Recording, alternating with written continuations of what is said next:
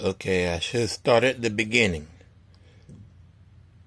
I skipped over the arcade and the NES games, and these were the first three Star Wars games that I ever played. Of course, I played them out of sequence. I played Strikes Back first, then Super Star Wars, and then it was probably like some years later. I think like the N64 and the PS1 was right at its peak, and I finally played Return of the Jedi, Super Return of the Jedi, of course. And I recall I rented Empire Strikes Back. Had no idea what I was in store for.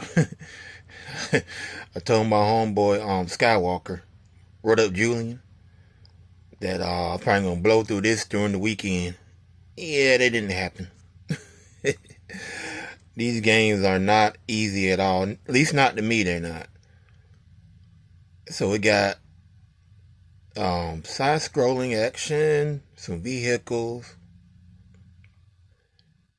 and I guess they generally follow the plot of the movies. You know, create a license here and there. I beat Empire Strikes Back by sheer luck, I believe. I didn't beat Super Star Wars or Return of the Jedi. Maybe I can change that one day. And Super Star Wars, I really hate the part where you're going up and up the sandcrawler. I feel like you're going up forever on that thing. And it gives me a headache every time, but these are fun games. Hopefully I can beat them, but they definitely a part of my history. Hey, I guess we can play one of these. It's not like the other. And I see if everyone can guess. Right, you'll be one. Man, I don't know how many people even know that Obi-Wan had his own game. And it's one of the strangest control ones that I have. Is one of those, I guess, like arcade like. So you got to use the right analog, for your lightsaber, and eh, I guess the only thing that kind of irks me about this, I thought, okay, yeah, like a little cool backstory to Obi-Wan that, not been touched on or anything. But I think most of the game is really his adventures through episode one, I believe. And I could be wrong, but maybe I'll play it again because it's been a long time. And this game here is cool.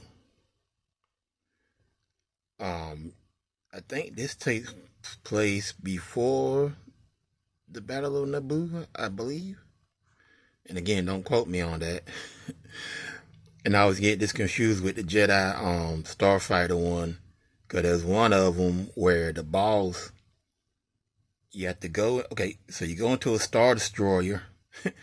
So you and your ship in a Star Destroyer chasing down one of the best pilots in the galaxy, trying not to kill yourself. And yeah, just to say I killed myself way more than I like to admit. And this one here, I thought this was strictly on PC. Because I kept hearing about it on PC, and I always saw it on PC, and then I found out that it was not just on PC, it was on PS2, Xbox, and GameCube. And I haven't played it too much, so I don't know that much about it. So I probably should have let it stay out, but it's a Star Wars collection video game overview, so it had to be there. At the time, I really loved this game here. It was so much fun to me. And the board it's frustrating and it's fun at the same time. So you wanna like on a speeder, like a stand-up speeder, and you're going through the woods, and I say take a shot for every time you hit a tree. Yeah, you'll be drunk in 30 seconds. But this game is cool. It's one of those games is like, you're on the ground, you're in the vehicles, and you're out in space, and got some of everything. And also, speaking of taking shots, take a shot every time in the game you hear Techno Union Ship. And it's crazy. On the other side of this is a double game. So on the other side of that, of all games, is a Tetris game. How they decided that, I have no idea. But I think it's on digital front. I think it's on like PS4 and all that stuff. So hey, I said give it a try. Yeah, and the sequel, the Starfighter, Jedi Starfighter, and one of my favorites, Bounty Hunter. He plays Jango Fett, not Boba Fett, but it don't matter. He's still doing some cool ass bounty hunter stuff, collecting the bounties. And the story, I think, because I ain't got to the end, it actually leads up to where you become the template for the clone army. And I think they re-released this one too. I'm not 100%. I think it was limited run. But yeah, I like this game. The mazes can go to hell, but that conveyor belt of a maze can go to hell, but the rest of it, yeah, I'm down for it. It's the Battlefront, the original Battlefronts. And to be honest, I don't even play the first one anymore because I love this one so much. You get to go into a Star Destroyer, break it down, and come on, man. And I don't understand why, when they quote unquote rebooted it, they took all the stuff out of the second one and started way below the original one. But it ain't for me to complain about, is it? I just don't play them. And I stick to this. And it's backwards compatible, so you can play it on the 360 and the Xbox One. As a matter of fact, it might be a good idea.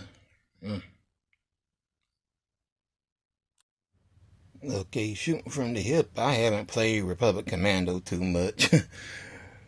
But I definitely know it's a squad-based game. And for what I played of it, it was awesome. But I really can't give it a full review or any kind of real thought because the last time I played it was probably sometime in 2020. So, let's move right along to this game, which surprised me of how fun it is and actually good. And it was crazy because I know it sold a lot because at the time it was showing actual clips from the movie and people wanted to see those clips. Like I think it came out maybe a few weeks before the movie actually dropped. But it's actually a fun title. It ain't too many movie titles that's really, really fun, that I find fun and enjoyable. But this one is. I play this anytime. Then got what many considered, or still considered, the best Star Wars game ever. I'm on the fence. I like it and I love it. The simple fact that you can freaking use then every force power you can think of on this game is way past cool. The only thing for me is kind of the repetitive nature of it. Like, how many Rancors can you kill? I think you killed every last Rancor in the known galaxy. But it's cool. And I wish they would bring the character back. I thought that character was awesome. Can't remember the name right now. And I heard the second one wasn't all that great. I haven't really played that, so I can't give an honest opinion on it. But it is a good game, and I dig the story. And I got two more, and I want to say, well, now I got more than two more, but there's two I'm saving for the very end because those are my absolute favorite Star Wars games ever. Spoiler alert, these aren't it. These aren't my favorites, although I do really love this one. This one I just grabbed, it was $2, and I'm a sucker for a Star Wars story. Yeah, right. But back to this one. Like I was hearing good stuff about this game here, and it's always something to me when I hear good things, and then it exceeds what I'm expecting, in positive ways. So that's always a plus for me. And another thing I like about this game is exploring the planets, because you revisit a couple of them at least a few times, I know. But what blew my mind was when I realized that we were going to Dathomir. And I'm a big fan of the Night Sisters from the Clone Wars series. And when I tell you I took my time, it's like exploring every inch of that planet I could. Man, I took like snapshots and did videos and everything. I wish I would have had like some headphones at the time. Probably caught my reaction, would have been insanity. I had no idea the sequel was even on the PS4. I thought it was just on PS5 and Xbox, XYZ series or whatever you want to call it. So that was a nice little surprise. Wasn't as good as the first one, but it was still, it's okay. But Fallen Order, I always love this one. I'm wondering, if they're gonna do any more, maybe like a trilogy or something. They did a pretty good job. They did a really good job on that. I was really surprised at EA. I guess 1 out of 1,000, right? My two favorite all-time Star Wars games: Knights of the Old Republic 1 and 2. I played the first one well after the initial release. I had mistakenly thought that it was a turn-based RPG, and I'm not that good at turn-based RPGs. I played a few, but it's not for me. So I kind of didn't give it no thought. And I played Mass Effect Trilogy, and I loved it to death. Then I found out that, BioWare did Knights. So I said, okay, well, maybe I'll give it a go.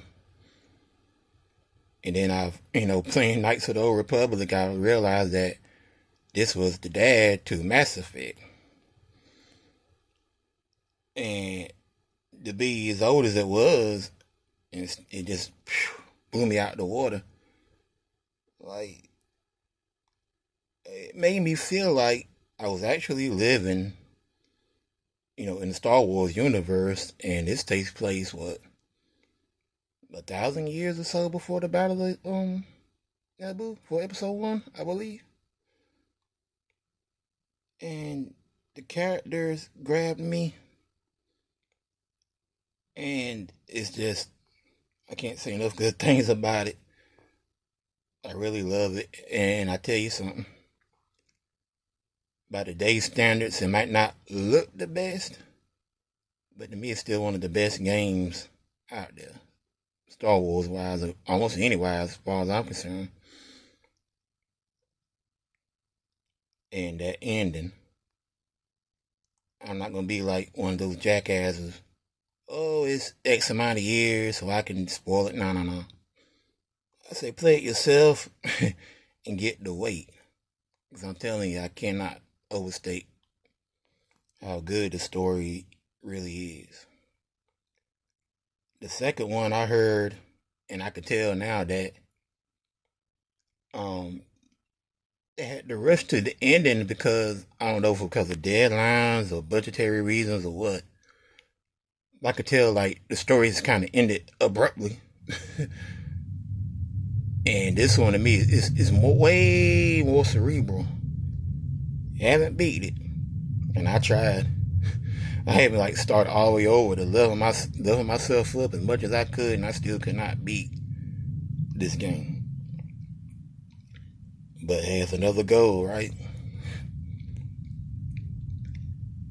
But definitely these two right here, man. And to my favorite, can't talk. To my favorite Rey Skywalker fan, you gotta play these. Hey man, just let me know. Definitely gotta play it. I know I'm gonna get popped for that Rey Skywalker comment, but it was worth it.